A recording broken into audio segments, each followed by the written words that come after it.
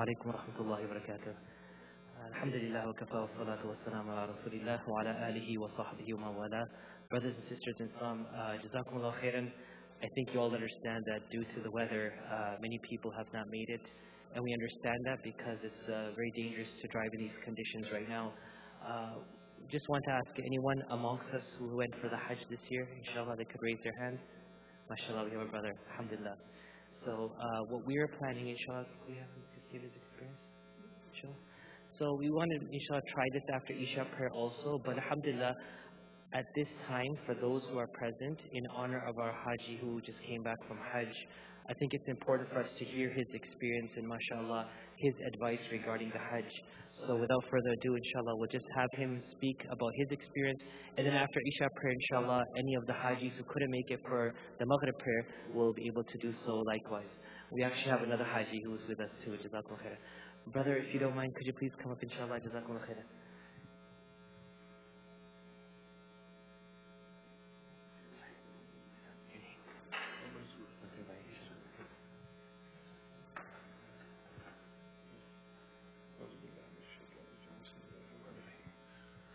Assalamu alaikum wa rahmatullahi wa barakatuh, members of this community. Bismillah ar-Rahman ar-Rahim. I recently moved from Los Angeles and alhamdulillah after my Hajj, I directly landed in DFW. So alhamdulillah, seeing this masjid, which we don't have so much in Los Angeles, it's really a different experience. Alhamdulillah, and thank you for giving this opportunity to share my experience. I did make some notes. I did not time it, so inshallah I want to keep it short in 5 minutes. I just made some very important points that I want to share with everyone here. Now, the first and foremost thing is, all I can share is the worldly attributes of your visit. But what you feel spiritually and emotionally, alhamdulillah, I don't know, at least I cannot define it. That experience is something else. For all, make dua that Allah Ta'ala accepts the niyat and dua, that He gives us, our families, our brothers and sisters, an opportunity to be the guests of Allah's house. Subhanallah, it's a very different experience. For anyone who has not been there, this is advice for them, is leave all your expectations, your unneedful demands, your demands for luxury, just leave them behind. Just go there as a guest of Allah subhanahu wa ta'ala, as simple as you can in your mind. It's very important. And because you're a guest, Allah ta'ala will take care of you. Alhamdulillah, so there is no problem about that. A second most important thing that I felt is the control over your mind and your tongue. Your tongue is the cause of many problems. So when you're in Allah's house, make sure that you talk less about unneedful things. About banter, about slander, about complaints, your cribbing, expressing your discomfort. Just leave it. Alhamdulillah, no matter where you are at that land, Allah Ta'ala is taking care of us. So don't be too worried about it. One of the other worldly things that I did see there was a problem with a lot of people was with the phone. Especially it went a lot with the elders, because with elders, I could see they spent about 400, 500, 600 Saudi riyals, and still they couldn't make an easy call to America or their home country. So the two things you really want to take care of is have an unlocked phone. Make sure, even if it's unlocked, your carrier confirms that you can use it on a SIM from another country. I had some brothers who had an unlocked phone, but still it didn't work for a SIM from the country of Saudi. When I landed at the Saudi airport, my travel agent hadn't come to pick me up. So before I went there, everybody told me the one thing that you need to take along with you starting the journey is patience. And with that tags along, keep a control over your tongue. Don't complain. Alhamdulillah, Allah Ta'ala will take care of you. Our journey started with Medina, and I don't speak Arabic. I'm not fluent at that. So when I was there at the airport, the Hajj authority members who help us travel to a hotel in Medina, they came and they spoke in Arabic. I had a Google Translate, but no net connection, but I couldn't understand anything. He asked me to hand over the passport. I handed over to him, and I just followed him. He took us to a bus. For me and my wife, there was one big bus, luxury bus. and they took us to the hotel. I was not worried. So that made me realize that I don't need to worry about my passport. The authority is going to take care of it, because passport is something that we keep it close to our heart, especially when you're in America or in your home country. So alhamdulillah, it's not a problem. Trust the authorities there. The other important thing that had occurred is with the health. A lot of people, young or elders, we need to take medicines along with us. I'm sure when you actually do travel, may Allah Ta'ala make it easy, you will talk to your relatives and you will watch a lot of YouTube videos, and you'll have a lot of speeches before you travel. But make sure you take medicines for throat, especially for your stomach, when there's a stomach upset, and for your vomiting. May Allah Ta'ala make it easy for you. Of all the time you spend there, alhamdulillah, as my group leader and my imam said, all you need to do is zikr, dua and ibadah. When I'm talking to my fellow brothers, don't complain about the conditions that you see. Convert that talk into the zikr of Allah Ta'ala, or something that is very good. So all the time you can utilize is make sure you're doing more of ibadat. Before I went there, this question did strike to my mind that what would be the most difficult thing at Hajj? I'm sure the brothers who have already been there, alhamdulillah, they may have the answer to this. But those who haven't, can you probably, inshallah, guess for, what do you think would be the most difficult thing at Hajj? Do you have anything that you want to guess? It's at some temperature. The Jamarat. There's a lot of walking. Definitely. And of course, the complaints about the food. Isme mirchi nahi hai, isme ye nahi hai, and all that will always happen. But alhamdulillah, by the end of it, that's what everybody will realize, inshallah, that the most difficult thing I felt, and alhamdulillah, all of us and probably everybody must have felt, is to leave the house of Allah Ta'ala. When I was saying the Alvida, the first thing that always kept crossing my mind is, will Allah Ta'ala give us the opportunity to visit again? I'm sure, I see the other brother nodding here and I know him, Zakir Bhai from Los Angeles. And today I see in the TV, the house of Allah Ta'ala. It reminds you so much about it, and your heart yearns to go there. All the time, alhamdulillah. So, whatever time you get there, inshallah, make the maximum use of it. Be nice to people, be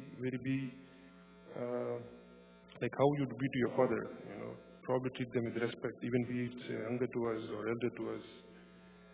People do complain about the food, about the arrangements, but don't get too overswam with it. Alhamdulillah, make it easy. Allah Ta'ala make it easy for us. Other details about walking and all, if you come to read about it, there's a lot of walking. But I have to confess that I have seen elders. By elders, I mean people about 60 and above, walking better than me, faster than me, and walking more distance than me. So alhamdulillah, any distance that is, for the sake of Allah Ta'ala, you will walk. So don't get too worried about it also. That's about it. I wanted to keep it concise. Alhamdulillah, may Allah Ta'ala accept our du'as and niyat and invite us who has been there, and inshallah for who wants to go there again, and accept our Hajj or Umrah and make it easy for us, inshallah. Jazakallah khairan.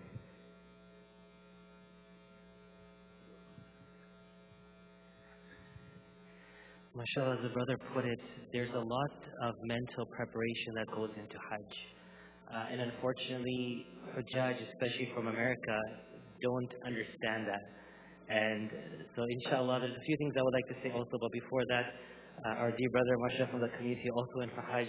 We want to hear his experience and his advice pertaining to that, inshallah. So.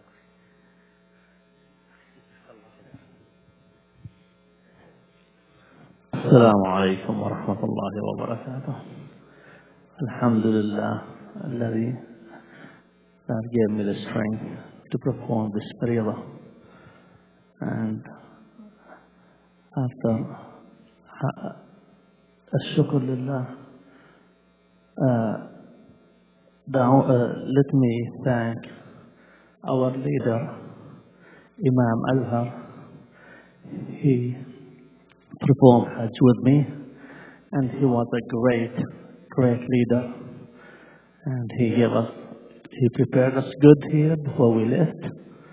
Then when we went for Hajj with him, He was a good leader. He always gave us good guidance. And one of the things I experienced, he told us when we do the Jamarat not to go right to the front. Just go around to the end. Within 30 seconds or 1 minute, we were done. Alhamdulillah. We had a good experience. We walked from Muzdalifah to Mina to Jamarat, then we continued to Mecca. It was a good walk. We had blisters in our feet, but alhamdulillah, that's all for more ajr, inshallah. Another experience I had is after I did tawaf, I had this guy, he's a strong built, mashallah. He had 3 women behind him, pushing him. I was trying to reach the black stone, and I was probably within, I'd say, 6-7 feet. Then he told the ladies behind him, okay, on the count of 3, you push me.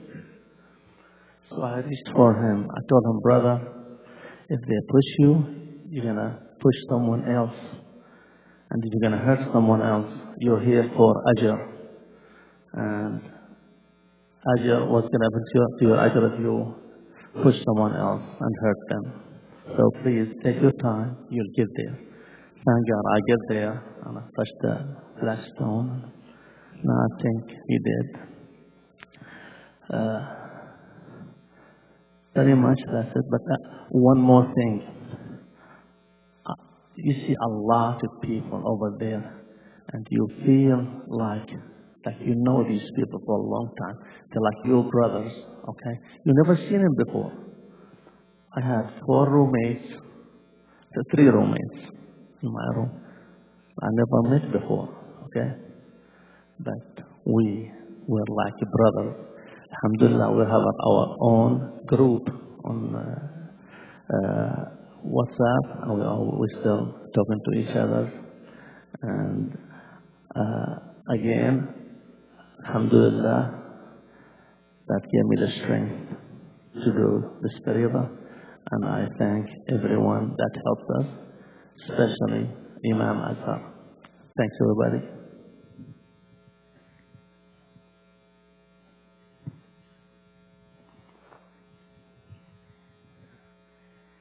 Jazakallah khairan, brother. Just want to take 7 minutes of your time, inshallah, and for the sisters and for the brothers, a few things that we need to understand in regards to Hajj. First and foremost, Hajj is the annual report of the Muslim Ummah to Allah subhanahu wa ta'ala.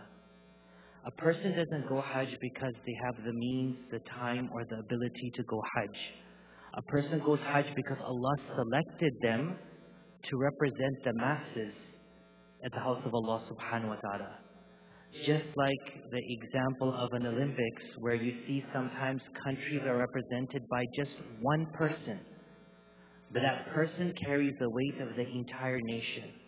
They understand that their success is their nation's success and their failure is their nation's failure.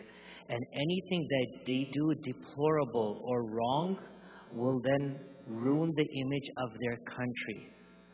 Hujjaj that go from the world, doesn't matter if it was 2.3 million as they said this year, they were all representing their families, their communities, and their country. When we go for Hajj, it's important for us to present a positive report to Allah so we could take positive things back from Allah subhanahu wa ta'ala. There are many things that come in between that success and make it a failure. One of those things is, as the brother said so eloquently, expectations. Hajj is a rehearsal of death. When I die and I go in my grave and it's only me, myself, and I, nothing else. Of course, deeds are there, but deeds are with us as we speak. They're on our shoulder, but we can't physically see it. But what we call our acquaintances or things are things that are things you can touch, things that you can see. But when we go in our grave, it's nothing. So sometimes that rough experience allows me to make some type of resolution that I need to work harder so that my qabr and my grave will be one of comfort. That it will not be tight, rather it will be expanded. That it will not be dark, rather it will be with light. It will not be hot or cold, but it will be moderate temperature with the window of paradise open so that I can rest for my good actions in this world and I can stand in front of Allah subhanahu wa ta'ala tomorrow with a level of, inshallah, assurance that these deeds will be a means of Allah's pleasure and Allah will get me into Jannah. But unfortunately, as I said in between the two brothers, that the sad reality is that we are not preparing ourselves, especially from America, when it comes for Hajj. It's really like a haphazard thing. Okay, we're going to go, we'll figure it out. We've given the money to a group and they're going to take care of it. They take care of your logistics, but they don't take care of your comfort. Because your comfort is your expectations, which no one can take care of. Matter of fact, we ourselves cannot control those things. Because when we let them loose, then nothing is ever sufficient for us. So, doesn't matter what hotel you're in, you're with 3 other people. Doesn't matter where you're praying, you're crammed up with so many people around you. Doesn't matter which company you paid, you're going to make tawaf with everyone else and you're going to pelt the stone with everyone else. So it's imperative to realize, number one, expectations have to be dropped below 0. Number 2, endurance. The ability to endure this journey is because it's a strenuous journey. It began like that. And as Rasulullah ﷺ told us that as-safaru qit'atun min an-nar, travel is like a part of fire. It's inconvenience. Doesn't matter if you're in an A380, in first class, in Emirates, paying $20,000 to have a shower at 35,000 feet in the sky, it's still inconvenience. Why? Because change of time zones. With the altitude, our legs swell up. All these things happen. It's never going to go. It's part of what journey entails. So to endure that, one has to mentally, physically prepare themselves for this. As the brother said, and it's so true, we would see young Hujjaj in their 30s saying, I can't walk anymore. And there's a 90-year-old Bangladeshi who doesn't even have a walking stick. He's hunchback and he's walking. He's literally walking. He's gone. Why? Because they take this as an honor. Allah has given me permission before my death to come to His house. I'm just going to keep moving. Because I want to go to His house. I want to pray. I want to make sujood. So we have to also change that and bring that into our life, that level of training. That the time we take out in America is very less. 2 weeks, 2.5 weeks, maximum 3 weeks. Canadians, 3 weeks, 4 weeks, 5 weeks. Asians, Turkish, Arabians, well, not the whole of Arabia, but the outskirts of Arabia. We're talking about Egypt and different countries, not the Khaliji countries. But these people go for 2 months or 2.5 months. Why? Because for them it's the first and last time. Many of them may not get another chance. So we are taking time out to rehearse our death, to restructure our priorities in life, and we have 2 weeks to do that. So endure the journey. Another part of endurance, brothers and sisters, is the temperature. It is so hot. It is so hot. 115, 116 degrees. Nighttime, you're doing tawaf, 2 o'clock in the morning, 93 degrees. Alhamdulillah, 93. 93 with no sun. But it's hot. So if we don't exercise, take our fluids, keep up with our bodies, then what happens is heat stroke, dehydration becomes very common there. So these are things that you work on months before you go for Hajj. The third thing about endurance is spirituality and confidence in your leader. So many people say, look, I've only come here for a few days. I'm going to go all out. Tawaf after tawaf after tawaf after tawaf, and then umrah and then tawaf. And then Hajj time comes, they're in the bed. Remember, when you go for Hajj, you're going for Hajj. Umrah in tawaf is all secondary. Insha'Allah, Allah will take you again for Umrah, inshallah. But for Hajj, you're preparing for those 5 important days. So keep in mind that as much as you want to do a lot, check with your health that if you have the ability to do that. So that's the endurance part. The last thing I want to say is, as the brother said so nicely, is the treatment of people. You know, the history of Hajj is interesting. And the history of the countries that are notable, it changes very frequently. Back in the 90s, it was the South Africans. The South Africans were the ones who brought the money. The rand was 5 riyals to 1 rand. So they would stay in the Hiltons, they would stay up close, and it was really nice. But times change. Now 5 rands is 1 riyal. So you won't see them in the 5-star hotels. Then it was the British, 7.5 to 8 riyals to 1 pound. Now sometimes we go there and we become, and I'm sorry for using the word, arrogant. Because we have that dollar, we have that pound. I've seen people from our countries that we call the leading countries, the civilized countries, Canada, America, Britain, with the worst demeanor ever possible. I remember in the late 90s, a brother with a long beard, mashallah, nice kufi and nice jubba.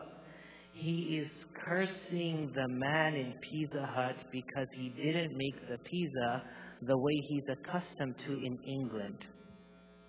He is facing the brother and his back is facing the Kaaba. That's how close he was.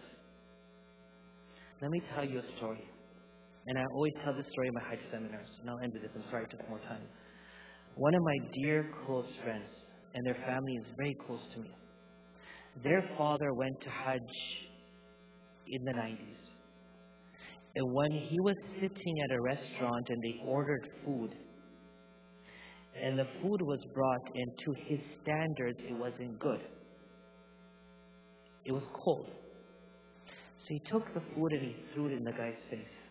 And he said, go feed it to your father. Rasulullah sallallahu alaihi wasallam tells us, "Ittaqi da'wat al-mazlum fa inna laysa baynahu wa bayna Allah hijab." Protect yourself from the curse of one who's been wronged. Because when they're wronged, between their curse and Allah, there's no hijab. There's no obstruction.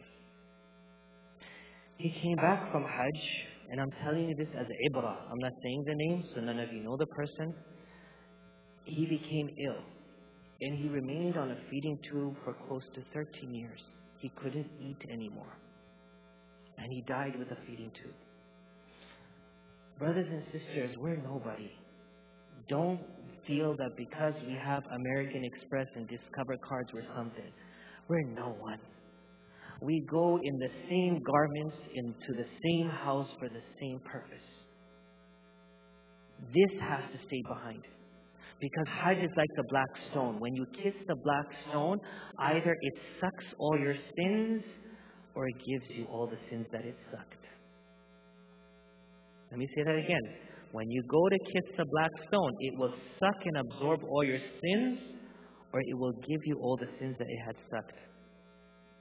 Is it worth fighting, trampling, elbowing, hitting, stomping on a sister, a brother for that? So what we find is that, as Allah says, وَتِلْكَ الْأَيَّامُ نُدَاوِلُهَا بَيْنَ النَّاسِ. Times will change. Times will continue to change on people. We should be thankful for Allah to Allah subhanahu wa ta'ala. We're not going there as someone who is of success in the worldly standards. We're going there as clay to Allah subhanahu wa ta'ala. So please keep up the best demeanor. The mouth, keep it in control. Let us not say more than we need to say. Let us be grateful for the people working around us. And the last thing is, take people's du'as. Take their prayers. Ask everyone to pray for you. Ask the cleaner to pray for you. They're lucky. They're sitting there looking at the Kaaba. May Allah take me also. Make dua. Tell them to make dua for you. And my final thing, is go as soon as you can. This notion that until your mortgage is paid off, your kids go through university, and then they get married, and then they have children, and you spend 3 years raising their children, and now you have nothing to do because you're going between the different houses of the children. Now I'll go for Hajj. It's not going to work. Especially for Americans. Doesn't matter where you came from before. You sat in this country long enough. You've eaten Kit Kat and Oreos and drank chocolate milk. Our bones are as weak as everyone else's. We don't have that strength that those people have there. So go as soon as you can, because the next 12 years is going to be very hot. The heat is going to intensify because now we're moving to the beginning of August, then 3 or 4 years in July, then 3 or 4 years in June, and then May, and then it'll start tapering down.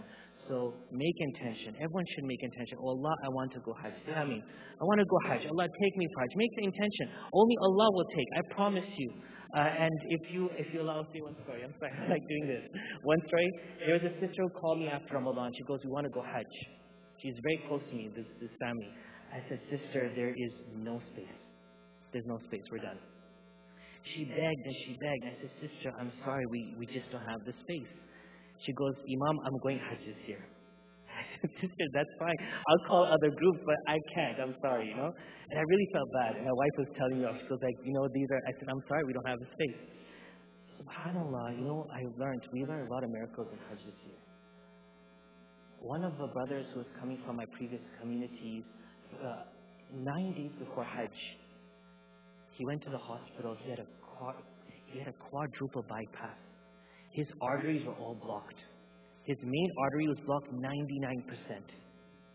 And the doctor said if he went on that plane, he would have died.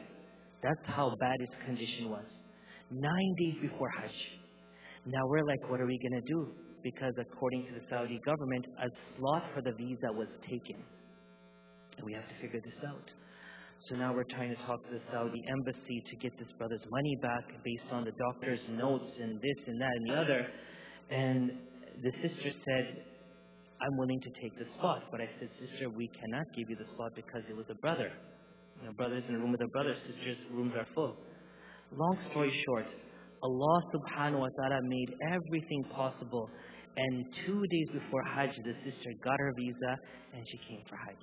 So if Allah has written for you to go, you will go inshallah. May Allah take us to His house, take us over and over again, purify our souls, restructure our priorities in life, and allow us to prepare for the everlasting journey to Allah subhanahu wa ta'ala.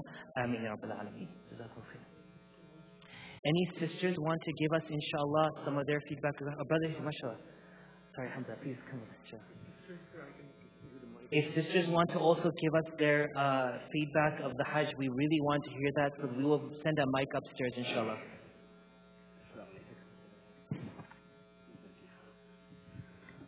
Assalamu alaikum. Jazakallah for the opportunity.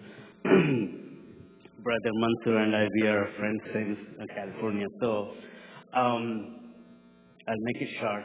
I've been trying to go for Hajj for the last 4 years.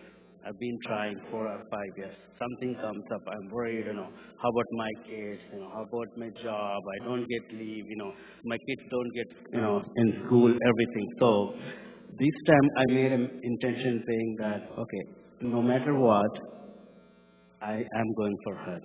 So, one of my friends, Brother Asim, I said, you make intention, Allah will make it easy. I made intention sincerely. Probably I didn't make intention for the last 4 years sincerely. That I make intention, no matter what, I'm going. So then first thing I went to school. Okay, this is what it is. My older one is in high school, then middle school, They'll be because in Texas, August 16th is the start date. I'm coming back in September 8th. They're losing 3 weeks. And Texas has a rule saying, okay, if you have more than so many days, they'll send it to court, all those things. Then I went to school. This is my situation. She said, as long as your kids are not starting day 1, they won't be counted as an absent. I said, Really? Yes. Okay, then I'm going for Hajj. So, why I'm telling this because if you make it sincere intention, Allah will make everything easy. My little son, he's 6 years old, and I don't have family here. All my family is back home in India. I don't have relatives, so either I have only one option. I need to take my 3 kids, drop in India, go to Hajj, go back, pick the kids, come back. So, Alhamdulillah, I was able to make it. And as Mansur Bhai did the same thing. He left the kids there. So, experience in Hajj is amazing journey. As everybody says, control your tongue, control your mind, and since childhood, okay, Makkah, Kaaba, all these things are in our minds, right?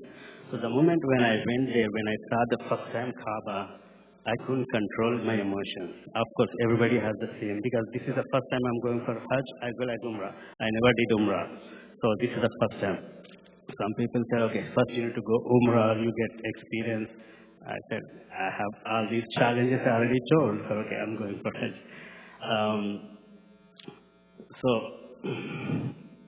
What did I mean? Okay, Kaaba. So I couldn't control my emotion. When I was doing tawaf with my wife, I thought, okay, is it real? Are we in Hajj? Yes, I couldn't believe I'm in Kaaba, I'm in Makkah, I'm doing tawaf Kaaba, because it's a kind of amazing experience that, okay, hey, this is lifetime dream, right? Once in a lifetime dream. I'm at Kaaba, we heard so many stories, Rasulullah born there, so many things we learn in Islam, all these things, everything happened there. Rasulullah, when I was doing tawaf, probably Rasulullah put a step on here. Probably Abu Bakr might have walked here, right? All those things, memories. Those are very good experiences. And as I said, in Jumeirah is one of the toughest, but Alhamdulillah, it's made very easy. And the people around as Imam said, it's hard. It is very hard. But one thing, luckily for us, we are in Texans, right? We are in Texans, plus I'm from India, so I know the hard, 40, 42 degrees temperature in India, 46 is common. So it was hard. The folks stronger than me, they fainted. They got sunburn, sunstroke. So Alhamdulillah, we were able to make it.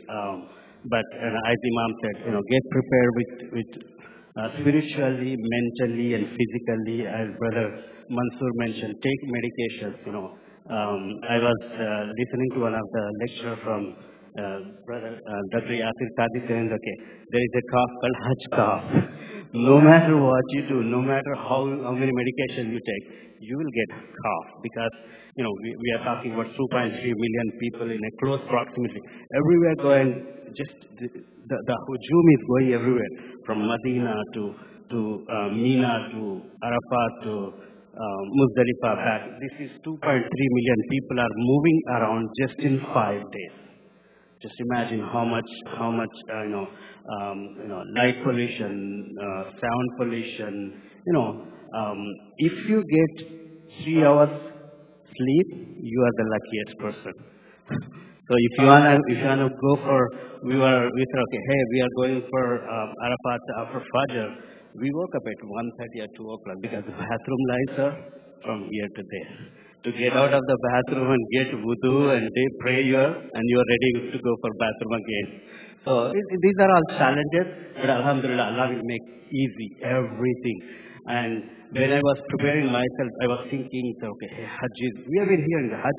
Hajj is not easy. At the same time, Allah will make it easy. So Alhamdulillah, it's an amazing experience, and I pray everybody get Allah Ta'ala Subhanahu wa Ta'ala give everybody a chance to visit his house and make Hajj and Umrah, everybody. And thank you very much. Jazakumullah khairan.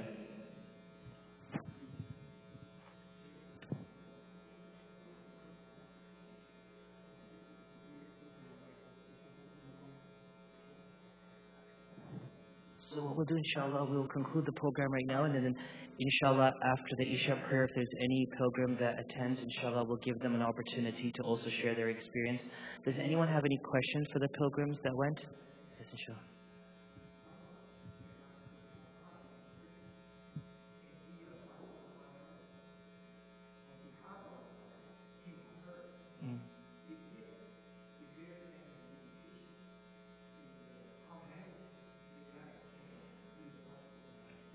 The brother is asking a very good question that if an individual, due to certain limitations, cannot perform the Hajj, can they assign someone to do it on their behalf?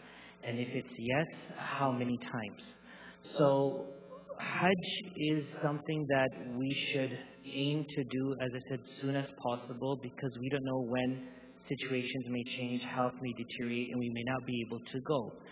So if a person, despite the effort, couldn't make it, let's take two scenarios. A person passed away, but they left behind this wasiyah to their children, or their children understood that for our parents that didn't do Hajj, we need to get it done.